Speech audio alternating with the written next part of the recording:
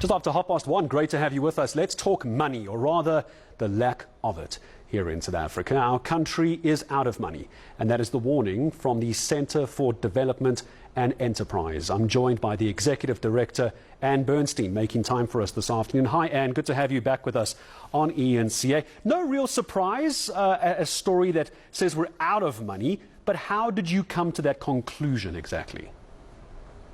Well, we're out of money if we continue with our current spending priorities. The fact is that South Africa has had 15 years of very low growth, much lower than the population growth rate, and we've had reckless economic policies. We've thought that we could spend money we don't actually have. And now we're sitting with a situation where you can't continue as we are. We have to cut government expenditure. Just like any household, you've got to make some choices.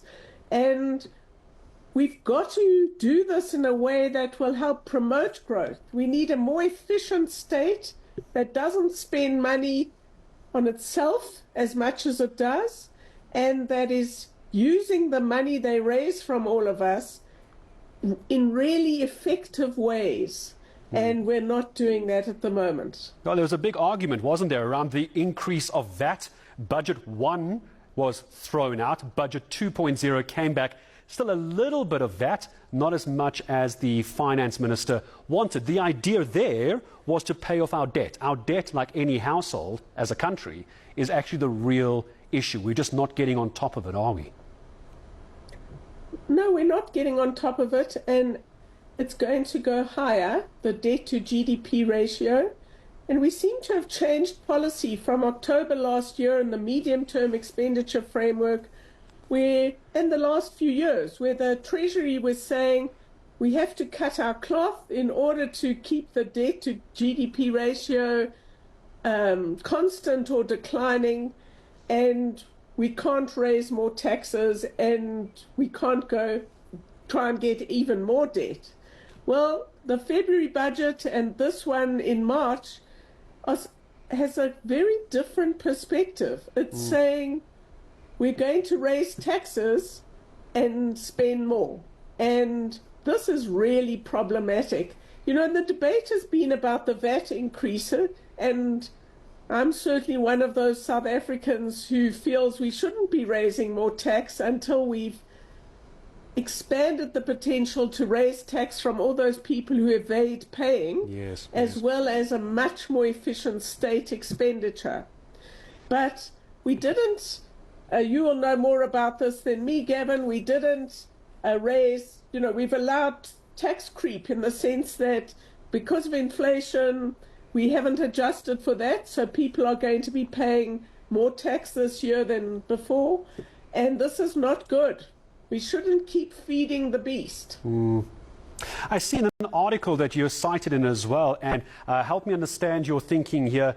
And something else that drains South Africa's budget is the localization and black economic empowerment laws. That's been an ongoing debate for a while, but I think the country, according to what I'm seeing here, is beginning to feel the pinch of those laws. Is that what you're saying? Well, let me put it in the context of the budget. If you take procurement, which is an enormous part of state expenditure, that's in the budget for the next 3 years at 5.4% per annum. And we're saying you could cut that to 3.5%, around there, if you gave up on all these added things we insist the state does when it buys things, from toilet paper to original equipment for our Eskom plants. And in doing that, we think you could save over the 3-year period some 50 billion rand. So we're absolutely in favor of growing the economy and growing South African businesses, but we think that is best done in general through expanding our competitiveness as an economy. That's where we should be putting the emphasis. We've got to get away from all these middlemen, middle persons, who who, going to start a business or import stuff from China, and then they say it's locally provided or it's BEE and so on. Look at Eskom. They had to get an exemption from localization and BEE measures in order to go back to the original equipment manufacturers for the power plants. You just cut out a whole lot of middle people and you go directly to the best possible source. Well, this experiment worked. We've had almost a year of no load shedding. We're saying let's expand that exemption to the whole economy. Yeah, I mean, we had a bit of load shedding a couple of weeks ago, but I take your point. And as I say goodbye to you as well, when we talk about water, for example, we have lots of discussions around water, and it's always day zero. We're going to run out of water.